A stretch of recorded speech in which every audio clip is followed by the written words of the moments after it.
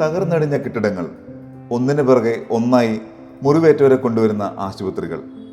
മരണത്തിലേക്കുള്ള പാതി വഴിയിലെത്തിയ അവരിൽ പലർക്കും കൈകളോ കാലുകളോ ഉണ്ടാകില്ല. ശസ്ത്രക്രിയ ഉൾപ്പെടെയുള്ള ചികിത്സയ്ക്ക് വരെ തറയിൽ കിടത്തുകയേ നിർവാഹമുള്ളൂ. വായിച്ചും കേട്ടും അറിഞ്ഞതിനുമപ്പുറം ഗസയിൽ ഇസ്രായേൽ നടത്തുന്ന വംശഹത്യയുടെ കാണാക്കാഴ്ചകളിലേക്ക് ക്യാമറ കണ്ണുകൾ തിരിക്കുകയാണ് ഡോക്ടർ SS സന്തോഷ് കുമാർ. ഗസയുടെ നോവിന്റെ നേർക്കാഴ്ചകളാകുകയാണ് ഗസ യുദ്ധഭൂമിയിൽ ഐക്യരാഷ്ട്രസഭയുടെ എമർജൻസി മെഡിക്കൽ ടീമിൽ അംഗമായിരുന്ന ഡോക്ടർ സന്തോഷ് കുമാർ പകർത്തിയ ചിത്രങ്ങൾ. 3 പ്രാവശ്യമായിട്ട് പോകുമ്പോൾ ഒത്തിരി ഫോട്ടോസ് എടുത്തിരുന്നു. അത് ഒത്തിരി ഇൻസിഡൻസും ഉണ്ട്. അപ്പോൾ അത് കുറച്ചുകൂടെ ഒരു വൈഡർ സർക്കിളിൽ എത്തിക്കണം എന്നുള്ളൊരു ധാരണ. ഒന്ന് വെച്ചാൽ ഇതൊരു പ്രധാനമായിട്ടും ഒരു നമ്മുടെ കാലഘട്ടത്തിൽ നടക്കുന്നൊരു ജനോസൈഡാണ്, വംശഹത്യയാണ്. മുമ്പൊക്കെ ഈ വളരെ രഹസ്യമായി ചെയ്തുകൊണ്ടിരുന്ന ഒരു വംശഹത്യ ഓസ്ട്രേലിയയിലൊക്കെ വളരെ രഹസ്യമായി ചെയ്തുകൊണ്ടിരുന്നതാണ്. ഇപ്പോൾ വളരെ ബ്ലേറ്റൻ്റായിട്ട് പകൽ വെളിച്ചത്തിൽ എല്ലാവരും കാണുകയും ചെയ്യുന്ന ഒരു പരിപാടിയാണ്. തലയ്ക്ക് മുകളിൽ ബോംബ് വീഴുമ്പോഴും ഭക്ഷണമില്ലാതിരിക്കുമ്പോഴും വെള്ളമില്ലാതിരിക്കുമ്പോഴും പോകാനൊരു സ്ഥലമില്ലാതാവുന്ന ഒരു പ്രശ്നമാണ്. അപ്പോൾ പിന്നെ എല്ലാ ഹ്യൂമാനിറ്റേറിയൻ ലോസും നിയമങ്ങളൊക്കെ കാറ്റിൽ പറത്തുകയാണ്. ആശുപത്രിയിൽ ബോംബ് ചെയ്യുന്നു, സ്കൂളുകൾ ബോംബ് ചെയ്യുന്നു, ഭക്ഷണ വിതരണ കേന്ദ്രത്തിൽ ബോംബ് ചെയ്യുന്നു.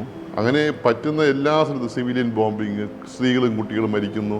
അപ്പോൾ ഇതെല്ലാം നേരത്തെയുള്ള ഒരു ജനോസൈഡിൻ്റെ പാറ്റേണുമായിട്ട് വളരെ വ്യത്യസ്തമായിട്ടുള്ള സംഭവം. ചോറെല്ലാം ഞാൻ എഴുതാൻ ശ്രമിച്ചിട്ടുണ്ട്. അങ്ങനെ നമ്മൾ മനസ്സിലാക്കിക്കുമ്പോൾ കൂടെ വർക്ക് ചെയ്യുന്ന ആൾക്കാരൊക്കെ മരിച്ചു പോകുന്നതൊക്കെ ഞാൻ നാസർ ഹോസ്പിറ്റലിൽ ബോംബ് ചെയ്തപ്പോൾ 3 പ്രാവശ്യം ബോംബിങ് നടന്നിരുന്നു. അത് ഒന്ന് ഡബിൾ ടാപ്പാണ്. ഡബിൾ ടാപ്പ് എന്ന് വെച്ചാൽ ഒരേ സ്ഥലത്ത് തന്നെ 2 പ്രാവശ്യമായിട്ട് ബോംബ് ചെയ്യുന്ന ഏർപ്പാടാണ്. അങ്ങനെ ഒരു സ്ഥലമാണ്. അപ്പോൾ എൻ്റെ കൂടെ വർക്ക് ചെയ്യുന്ന ഡോക്ടർ നൗഫലുണ്ട്. കക്ഷി ഇങ്ങനെ എൻ്റെ കൂടെ ഫസ്റ്റ് ബോംബിങ് അന്ന് വീഴുമ്പോൾ പേഷ്യൻസിനെ കൊണ്ടുവരുമ്പോൾ ഞങ്ങൾ ഒരുമിച്ചാണ് അവർ നോക്കുന്നതും അൾട്രാസൗണ്ട് ചെയ്യുന്നതും റീസസിറ്റേറ്റ് ചെയ്യുന്നതും എല്ലാം ഈ ഡോക്ടർ കൂടെ ഉണ്ട്, നമ്മുടെ കൂടെയുണ്ട്. നമുക്ക് കാഷ്വാലിറ്റിക്ക് നിറഞ്ഞ് കവിയുമ്പോഴൊക്കെ കൂടുതൽ. അപ്പോൾ ഫസ്റ്റ് ബോംബിങ് കഴിഞ്ഞ് കുറച്ച് കഴിയുമ്പോൾ കക്ഷിക്ക് ഫോൺ കോൾ കിട്ടുന്നുണ്ട്. അപ്പോൾ ആ കക്ഷിയുടെ അമ്മയാണ്. അപ്പോൾ ഇത് അവരറിഞ്ഞിട്ട് ഈ ബോംബിങ് നടന്ന ആശുപത്രി ബോംബിങ് നടന്ന് അറിഞ്ഞിട്ട് അയാളുടെ അമ്മ വിളിക്കുകയാണ് എന്തായെന്ന് അറിയാൻ വേണ്ടിയിട്ട്. അപ്പോൾ ഫോണ് കിട്ടുന്നില്ല.